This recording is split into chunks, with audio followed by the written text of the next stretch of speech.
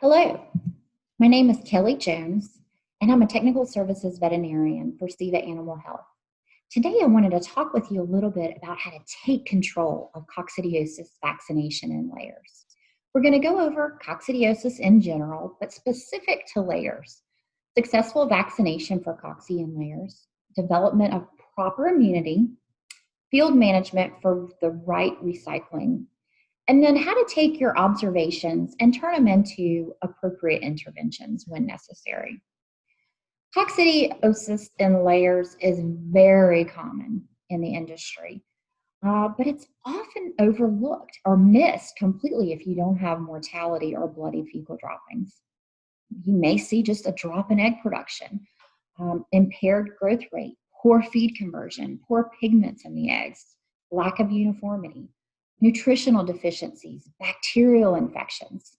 All of that can be a secondary cost of coccidiosis in layers, in addition to your control costs. So let's get into the species of concern in layers. There's five major species of coccidia. They're called Eimeria, and you have Acervulina, Maxima, Tenella, Nicatrix, and Brunetti. Of these five, only three actually cause lesions that are severe enough to lead to bloody droppings or even mortality. So these are the ones that you would probably catch if you're a producer, because you would see the blood or note the mortality in the charts. The number of oocysts ingested determines the severity of the lesion. So we really want a low trickle effect of infection versus a blast type cocci break, right? So how do you take control of the cocci cycle? The coccidiosis life cycle is approximately 7 days, give or take, depending on the species, and it occurs both inside the bird, but also outside in the environment, okay? These, what we call oocysts, are the organisms involved, and they have to go through a process called sporulation that occurs in the environment before they become infective. So in the environment, these unsporulated oocysts, they come out of the bird through the feces, and they have to have certain parameters to actually sporulate or become infective for recycling. Now, sporulation might be a foreign term to you, but incubation isn't. So consider an egg.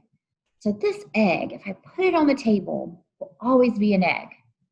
It will never become a chick unless you bring incubation into play. And not just any incubation, the proper incubation. You have to have the right moisture, the right oxygen, and the right temperature for this egg ever to even think about becoming a chick, right? So sporulation is the same thing. Your oocyst is your egg, your environment is your incubator. You need about 25 to 35% moisture, you need the right temperature, and you need oxygen available for sporulation to occur. The internal cycle starts in the hatchery though, and that's where vaccines come into play. We want the controlled exposure, right? We know the number of oocysts that need to be uptaken. We know the species involved, so we can use that and optimize the process. So the objective is to develop protective, uniform immune response with minimal intestinal damage. It's a balancing act, right? Now, I want to talk to you about Immucox 5 just briefly because it's a pretty unique product. It's a very low oocyst number product, so it's safe, minimal intestinal damage. We have that good balancing act that we want to achieve. It's full cycle Eimeria species with strong immunity, consistent viability, so the shelf life will be very stable. It's delivered by a gel droplet technology though, and that's why I'm really excited to tell you about, because it allows for almost 100% uptake versus a water spray that you lose a lot to the environment, to the bottom of the chick box. So it really is a game changer because of this technology. The last thing about this product is the oocysts in it are very sensitive to the anticoccidial products on the market. So if things do get out of hand in the management area of the environment, you can use these products very quickly, and there's a quick response to treatment. Immunity development. What do I mean by immunity development? Unfortunately, only 20% of immunity is achieved by the hatchery vaccination. I wish it weren't, but it's up to you guys in the field to finish out that 80% immunity development. We need 3 full cycles of cocci life cycles in the field to achieve this, okay? We want a trickle infection, we don't want to slam the birds with a lot of oocysts at one time, but we need repeated completion of that cocci life cycle. So it requires about 3 weeks, okay? Now, how do you know you're immunized? Okay, you've had vaccination, you've done everything in the field that you can. Well, there's really 3 different ways that you can easily assess immunity. Number 1, reduction in pathogenic effects, performance parameters. Is your egg production affected? Reduction in visible lesions in the intestine. So when you open the birds, do you actually see the bloody lesions anymore? But also there's a decrease in the number of parasites excreted in the feces. So if the birds have immunity, it makes sense that they would resist infection. They wouldn't be allowed to keep recycling and increasing the number of oocysts, and their bodies would not allow for proliferation of oocysts to be excreted. If you look at the schematic on the days post-vaccination, we can time, because we know when day 1 exposure was through vaccination, when the birds will be excreting the various organisms. I like to use Acervulina because it has a very clean 7-day cycle, 7, 14, 21 excretion period. And, so we should be able to really know when immunity is developed. If you look at the average OPG curve for Acervulina, you see that there's a take at 1 week for oocyst output, a peak at 2, and then a decline. It's a nice pyramid effect. So that's what we want. Now, the 2 key tasks after vaccination for you guys in the field, it's very simple. Number 1, control reinfection. You want to promote ingestion of oocysts, so manage fecal access. That's the big one for the layer industry, is how to manage your fecal access properly, seeding your space that the birds are exposed to. But also, number 2, you need to control the sporulation. You don't want it overbloom, and you don't want things to not get started at the appropriate levels either. So you need to ensure the surface moisture around the shed periods is ideal. What is ideal? Surface moisture would be about 20 to 35%. You can also look at your air humidity. So you want your air more saturated than your surface. So target air humidity about 35 to 60% would be good. For cage rear management, you have to manage your fecal access. I mentioned that previously, but you don't need to do 100% of your cage floor covered. If you shoot for about 40%, that should be your goal.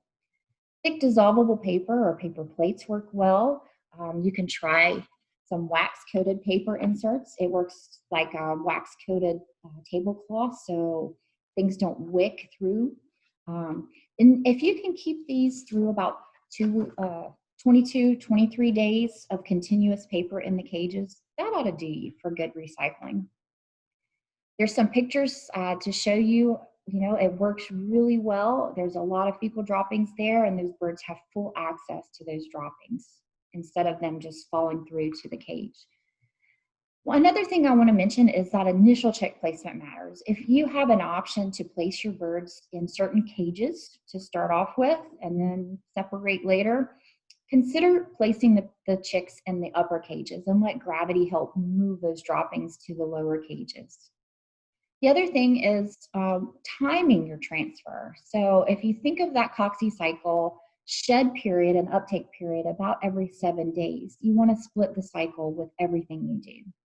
So if you have to work the birds, move the birds, treat the birds, anything you do to the birds, consider day 4, consider day 10, day 17. Just split that 7 days, okay? As an example, a company was beak trimming. They beak trimmed at 6 days in the field, and so it makes sense that the uptake of fecal droppings is hindered at 7 days, right? So suggest you consider moving that beak trim to 9 or 10 days, okay? So just common sense. Don't hurt the birds when they need to be uptaking. General field managements, products with anticoccidial properties under 3 weeks can potentially harm your recycling, okay? So consult your veterinarian, especially with antibiotics like tetracyclines, sulfonamides, all have anticoccidial effects. Essential oil products, amprolium, some chemicals. The other thing, avoid simultaneous stressors. We talked about beak trimming, but there's other things that could actually stress the bird as well. You know, vaccinations, for instance. Manage your fecal exposure.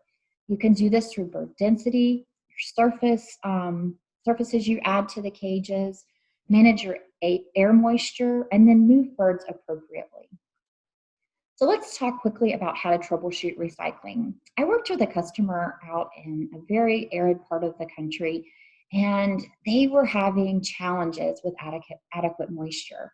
I used these little moisture meter devices, and I would place this on the cage bottom, and it was 0. So no moisture in the environment whatsoever. So what we need to do, we needed to add moisture. It was way too dry. So they added the wax paper covering. They kept the birds in the cage through 23 days. They added humidity via spray nozzles, and then they also had concrete between the cages. It was an aviary system. And so they actually went and sprayed the concrete just to increase the air moisture around where the birds were. And it worked really well. Another concept I want you to consider is pay attention to the birds and react accordingly. It is completely normal for you to have 2 to 3 days of enteric discomfort in your birds. Their behavior will reflect this, okay, depending on the cycle stage. I want you to encourage feed uptake. A bird with a full intestinal tract with feed is a healthy bird, okay? Run your feeders, walk the birds often. Adjust temperature 2 degrees. If birds appear like they're huddling, if they are huddling, they feel cold, so help them feel warmer. Get that temp up. Dysbacteriosis, supplemental products. Consult your veterinarian. There could be something that you can help them, help add to their stress level to decrease stress. Amprolium, if you see excessive mortality, consult your veterinarian. We don't ever want coccidiosis to get out of control. But remember, these oocysts are very sensitive, so a little bit goes a long way, okay? Intervene if necessary, but ideally no treatment should be necessary.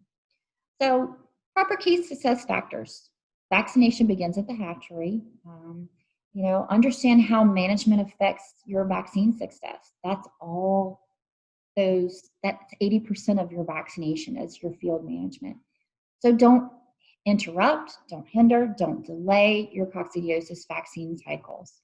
I want you to also be able to recognize successful immunization through either performance parameters, lesion scores, or oocyst output.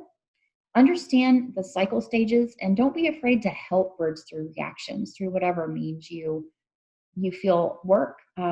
Consider doing OPG counts. So this is oocyst per gram of feces. It's a monitoring tool. It's available, and just ask for help. You're not in this alone. I encourage you to look on our website for more information. Contact any of us here at Ceva. We're happy to help. And I want you to be just excited and fully capable of taking control of the coccidiosis vaccination in layers. I thank you for your time, and hope you have a great day. Thank you.